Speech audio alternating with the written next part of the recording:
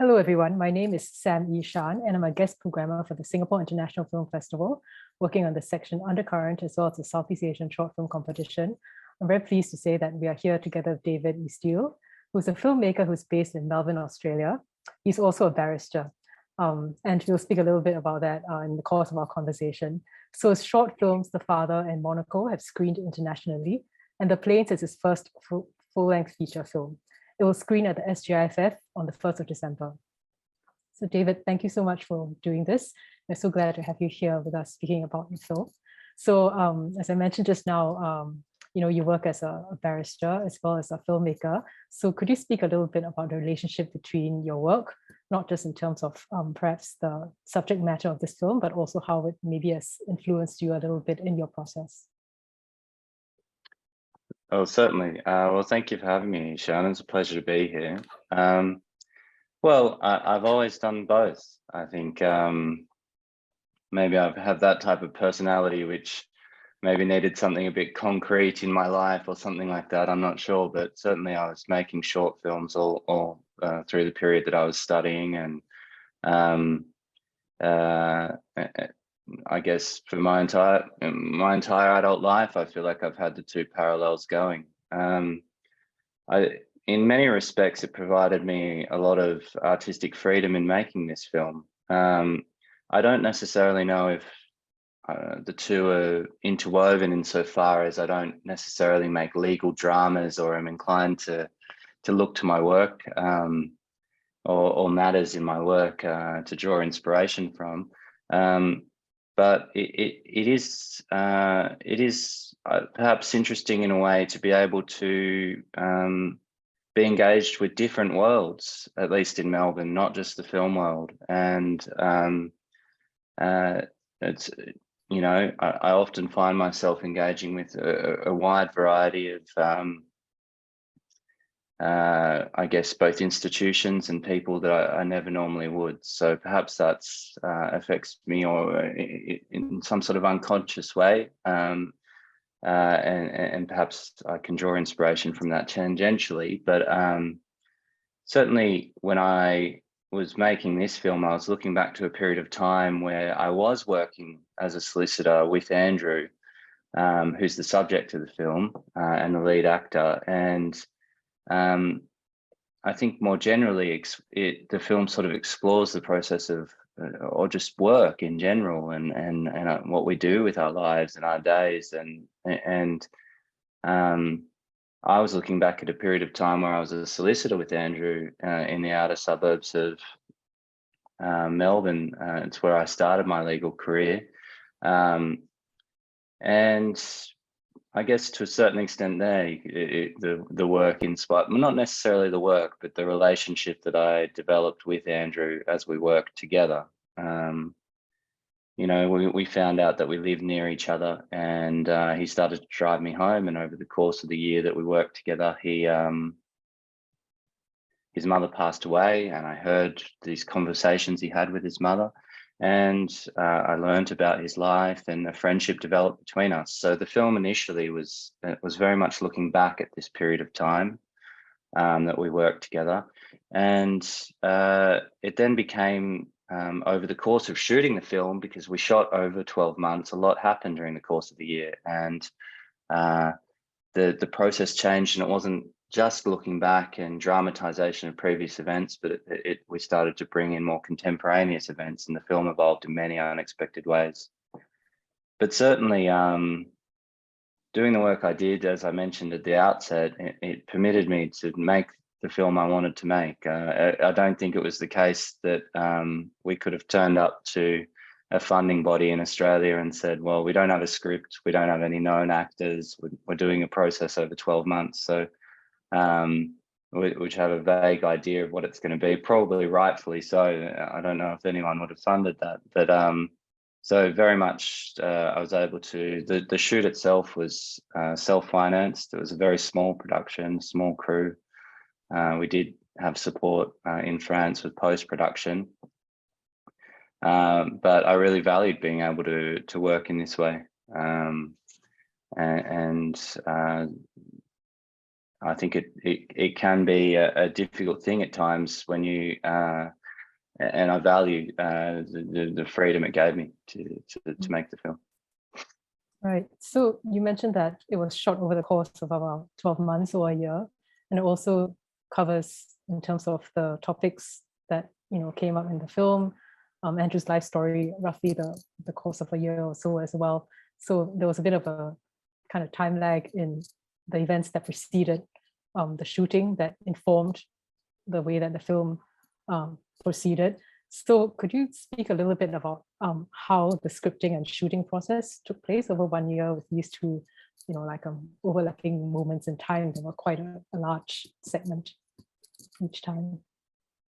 From the outset, I knew the overall shape of the film, and that was there. And really the two main arcs of the film, or you could call them narrative arcs if you or just the main sort of through lines of the film being the death of Andrew's mother and also the character of the co-worker entering and leaving. I had those from the outset to give the film a shape. I wasn't wanting to make a sort of a piece for an art gallery which you could dip in and out of. It was very much an intention from the outset that this was going to be a narrative feature of sorts, that you would need to enter it at the start, and you would go somewhere if you start with the film, and there would be a shape to the film, and that was important. So always throughout the course of the year, I had that overall shape in the back of my mind, but it became an interesting process to write because each month we would shoot approximately once a month, and what was contained in that month's shoot was very much written. Not necessarily the precise dialogue, that was not written, but certainly where the conversation was going to go, the topics. And so it was an interesting process because I had to keep in mind where things were going to be introduced to the film, and how it was going to develop, over certain months, and then have to be open to things which came up totally unforeseen. For instance, over the course of the year, Andrew's wife Cherie's mother passed away. That's just one example, which does now form a major part of the film. But of course, there's no idea that this could happen at the start of the year. So the working in this way was quite invigorating because it was having to remain open to what was going on during the course of the year and integrating this into the film. And really the writing process then became each month working. I would devise an idea as to things, and then I'd engage in a dialogue with Andrew and Cherie, and we would reach somewhere, so that when we started each shoot, both Andrew and I were on the same page and we knew where the conversation was going to go in that drive. So I'd like to ask about why you chose to use this particular framing. For the scenes that take place in the car, it's very distinct. In fact, having taken a few long car rides myself, I always feel that I'm like a kid again in the back seat, just kind of experiencing the ride again. So in that sense, just from my point of view as a viewer, it kind of opened me up to the experiences of listening to two people who are very much adults at difficult stages in their lives, speak, about what's going on around them. And, I also found that it made me look at the details that were outside the windows and even inside the car very much more closely than I otherwise would have, because your eye is kind of drawn to the frame. So you look at Sure. it, things visually as well as listening to the sound of the conversation and the other inserts like the white noise, traffic noise in the background, and also the sound of the radio. So what led to this particular compositional approach? Well, initially the approach was it was a bit more pragmatic, I think, insofar as in making this film, I knew that, I wanted there to be some sort of emotional resonance, some emotional vulnerability there to come through eventually. And I'm not working with an actor, Andrew is playing himself. So there was a concern that if I positioned the camera pointing directly at Andrew, this might not be achieved, because when you're in a car, I think it's a very unique space for communicating between each other, and it provides this safety in a way of perhaps going a bit more, becoming a bit more vulnerable emotionally, or opening up a little bit because you're not looking directly at someone. And indeed, I've had, people come up to me who've seen the film who've said that, well, it's the only place, for instance, where they can speak to their adolescent children because they can't sit across and look directly at them. There's something about a car which is quite interesting in this respect. So putting the camera in this way, it was very much trying to preserve this aspect. But there was also the other element that I was making a film, intentionally shooting over a year, and it did provide a way to see quite visually, in a cinematic way, the year pass visually. And by having this constant within this repetition, we'd be able to see these changes in the natural and physical world.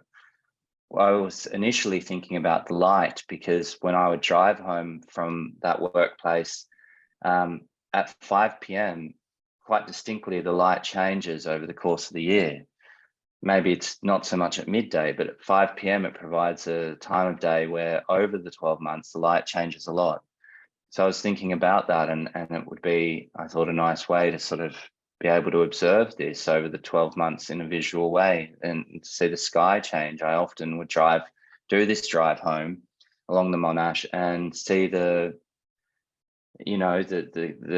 juxtaposition or the contrast between sometimes these most spectacular skies that you get in Melbourne, particularly driving to the west, and this, celestial beauty, and this really mundane, quotidian, phenomenon that's occurring right in front of me, with these thousands of cars moving around between home and work in the evening commute. And it was quite an interesting, I guess, visually juxtaposition for me, and I wanted to sort of show that over the course of the year. And I think also what wasn't intended was that you do see other things change and develop in the natural world. There's, a building that gets developed across the road from his workplace, and at the start it's a vacant plot, and at the end it's a fully developed apartment building. So it was kind of interesting to have this constant in the repetition, just to be able to see these subtle changes. And in a film where very much the character, it's quite interesting, I think, when a character, at the end of the film, the character's sort of in exactly the same place as he's at the start of the film, which kind of goes against a lot of theory of narrative film. But it was interesting me to have someone who's in really the exact same position at the end at the start. But I wanted there to be a sense of the change. Like, although he physically is in the exact same position, we've very much experienced this year passing, and can sense the different place that he's in after the year. And sort of visually, that was important. And putting the camera in that way, I thought, I could talk on, but it sort of, it was an experiment of sorts, because if you put a camera in there, it wasn't known if it could work at all. Cinema is very much about faces. Much of cinema, it's a great tool for empathy. By seeing someone's face is the most common way, and to remove the face almost entirely, it wasn't known if you'd be able to create this empathy, to create this connection. So from the outset, there was this experimental element. It was not known whether this would kind of work, and it was interesting to see that although you have much of the face removed, you do become more attuned to other things. Like you were saying, the details in the car, but I also pick up sort of details in Andrew's body language, or tones of his voice and things like that, which you sort of become more attuned to. Yeah, that really was my experience as well, seeing it, because besides the body language, you need these things to pick up what he means as a character, and you also perhaps have a memory of not when you're not looking at someone's face, when you're in a car speaking like this, you're more attuned to their voice, what they're, the tone of what they're saying, as well as subtle gestures they make. Along those lines, I also felt that when the drone shots were included in the film, as well as the moments where they're kind of focusing on Andrew's figure or his wife, Sherry, these were also something that my eye kind of yearned for as a viewer, because it was something else that was, it was interesting insertion visually, but also it gave me a different view of the character. So could you speak a little bit about why you chose to include these particular shots and, you know, have Andrew basically operating the drone? Well, sure. The drone shots were initially included in the film in a scene of the film where Andrew's showing me the drone shots on the iPad now, and that very much came from reality. Over the course of the year that we filmed, Andrew talked about this property that he had, and I learned more about it, and I saw these drone shots. In the edit, the film became, the idea became to start to introduce these directly into the film. And again, this is something that only arose in the edit because really, I knew I wasn't making a sort of James Benning type mathematical film where every shot would be a certain duration and it would just be a laying up of these shots. So the edit had to be a bit more creative than that. And I thought it was an opportunity to try all sorts of things. And I did try in the edit all sorts of things. And one of them was introducing these drone shots. And most of them had been shot by Andrew initially. A couple of them he shot on my direction that I asked him to go out and shoot them, but most in the film were his original, I guess, drone shots. And I liked what they did in a number of respects. As you say, they do provide another window into him, and I like that you catch these moments of kind of very mundane dialogue between him and Cherie.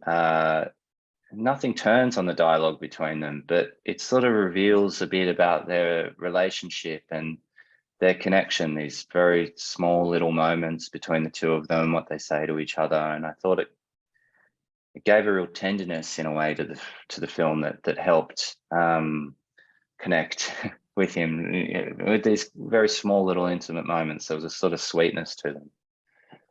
And I remember when I was editing the film, I was listening to a radio interview that Seamus Heaney did, and he was talking about this profound time of his life when both of his parents died as a middle-aged man. And it occurred to me that that's very much what this film is about in many respects, that for both Andrew and Cherie, they suddenly find themselves without parents and they're middle-aged. And you know, Seamus Heaney said that it felt like, you know, the roof of the barn had been removed and, you know, the parental roof, and suddenly he was next and the sky above was exposed. And that was the metaphor that he used in the book of poems that he was writing at that time. And it seemed, I was editing and looking at this footage, and it seemed to tie in quite nicely to this metaphor of Seamus Heaney's, because Andrew and Cherie, alone out on this vast plain with the sky above them, which he can sort of shoot his drone up into, seemed to, I just something connected with what I was listening to Seamus Heaney these, and that's why I started to think, well, maybe they hold a more important place thematically in the film than just a visual contrast, which I think is nice as well. It provides this other space in the film, this verticality, this openness, this contrast. But for me, I was thinking of maybe how they tie it in and the importance to the theme of the film, or a theme of the film. That's very beautiful to sort of look at the sky as something that is a great beyond, that is unknown. So yeah, I think that's really interesting. Since we're speaking about the editing process and how you kind of found the film through it, maybe you can speak a little bit about the process of, you know, like discovering the rhythms of the film and anything that you changed as you were going through what it must have been quite a long process of selecting all these shots and finding the structure? Well, it was a difficult edit in a way. It took a long time. You know, the edit for me is finding the rhythm, like you say, that really subtle changes that I learned in the editing process. You know, if we don't go back to the car park every time, if we cut into a drive, you know, it would drastically change the rhythm in interesting ways. And really, it was just a process of working obsessively with the material for a very long time. And I edited the material myself. There was many things that played into the rhythm. You had what was going on in the actual scene in terms of the traffic, which was, you know, out of my control. And sometimes that might be going fast or slow. What was being said by Andrew, because although the dialogue was shaped every time, it was said in different ways. It was said at different times between the different takes that we did. So it was really just a long process, like any edit, of maybe trying things out and then becoming finessing. Interestingly enough, you know, I had a friend at the time say, he hadn't watched the film, but he said, you can't make a film this long. When I had a sort of rough edit of the film that was around the duration it is, it's like, this, you can't make a first film of this long. He hadn't seen it. So I did, as an exercise, try to compress the time and make the film much shorter. And the only way that was achievable with this project was by introducing jump cuts, because there's not coverage. And it was an interesting exercise to do, because it just illuminated that it didn't work at all. It ruined the rhythm of the film. There's parts of the film which resonate to me emotionally, and they lost all their power. For me, the duration of the film and the rhythm were sort of tied into each other. And I think, like any process, it was a slow process of working that out. Well, aside from your directing and scripting the film, you're also a performer in the film. Could you speak about why you chose to include yourself that way, and maybe a little bit more about how it was like to work with Andrew and Sherry, in the sense that, you know, they're non-professional actors and they're speaking about things that are quite personal, you know, and just sharing these aspects of their lives in the film? I think it was quite an intuitive thing for me, because I knew, I just had a suspicion if I tried to get an actor to play the role of the co-worker, to try and draw these things out of Andrew, it wouldn't have worked. I don't necessarily have an aspiration to be an actor, but it was, again, a pragmatic thing for the film, in terms of trying to get Andrew, who's not a professional actor, and in a way, for me, it was almost, I think, like a non-direct way of directing, because I could sit in the other seat and very much try and shape the conversation, or in a way trying to work within the take in ways. So I could try and yeah, that's perhaps the only way I can describe it. It was in a way to non-directly direct. You know, for instance, I learned quite quickly sitting in the seats, if I let a pause sort of hang, it would usually elicit a nice, perhaps, moment in the film where Andrew would, you know, after a while, break this silence and take the film somewhere interesting. And there were ways that I sort of was able to sort of work in a directing role by sitting in that passenger seat. And I think I knew from the outset that I had a basic relationship with Andrew from the outset. It wasn't a close friendship of sorts, but we did have a friendship. We knew each other. And I think that was important, you know, working with Andrew in order to try to get him to these places in his performance, you know, because he is performing very much, although he's drawing on his life, he is performing. But as you say, both he and Cherie are drawing on their real lives, but he's performing. And I think ultimately they're both very generous in where they go in the film, and their openness in the film. And I think that was the process, which was a process of trust that slowly developed between us. Although we did have a friendship at the outset, it wasn't a close friendship. And I think working in this way with me in the chair opposite him, and we're both being in there, a trust really did develop over the course of the months. And I sensed that in the film, because I sense there is a reticence at the start of the shoot, which kind of matches where the characters would be in the film, and a reluctance to sort of go very far in certain conversations. As an awkwardness and an emotional reticence, which eases. And I think that I think that was matched to what was going on in reality, because we did become quite close through the course of the shoot, which I think it helped me being in the passenger seat, being this listener for Andrew, and the other, and I also think working in the way we did helped. It was with this tiny crew, just really never having more than two people in the car as crew and two as actors. It really became a kind of nice atmosphere between everyone. And when dealing with a non-professional actor who is having to perform, it's not a straight documentary. He's not driving home from work and being recorded naturally. What he was doing that day is he's performing. These things, I think, helped. So in making this film, you had a lot of creative liberty and independence. What are some things that you feel that you can take from here into your next project, or some things that you might have, that you feel that you want to do differently? Look, I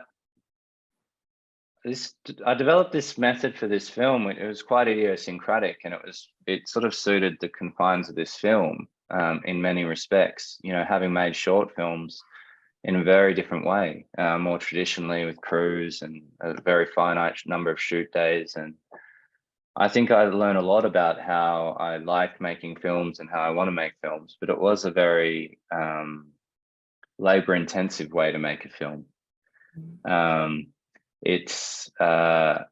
It wasn't necessarily out of desire to take on all these roles and do it all, that it was very much out of pragmatics in a way. But not saying that, you know, I certainly love every process of making a film. So it was a pleasure to do all of that over the course of the year. But I think it might be nice to find a middle ground somewhere moving forward. But every time you make a film, I think you learn more about the process, how you want to make films, the films you like, and this was no exception. You know, I thought it was quite an idiosyncratic way of working, but for me, it was a very, very invigorating way of working, which I would hope to try and achieve again in some way. The way of working without necessarily a fully formed script at the start in particular, and seeing this project evolve in the way, being open to changes throughout the course of the year, which perhaps is more akin to a documentary method of working where you have to remain open. I can only describe it as invigorating. It was the year. It was full of challenges, but at the same time, you know, it's sort of the opposite as having a fully shaped script and going out to shoot it, and the process of the shoot being scheduling and capturing the pages of the script, you know, not straying from the dialogue that's written. Well, this working with just a bare sort of structure, which I said at the outset of our conversation, and always having that there, but sort of just having that as the structure and seeing the film grow in the shoot and becoming this thing that's very unique to the film. I think it was an exciting way to work for me, and I'd very much like to continue to try and achieve that sense and that invigorating feel of working. Right. Thank you so much, David. It was really great speaking with you, and all the best for your future projects. Oh, thank you, Ishan. It was a pleasure. Thank you. Thank you.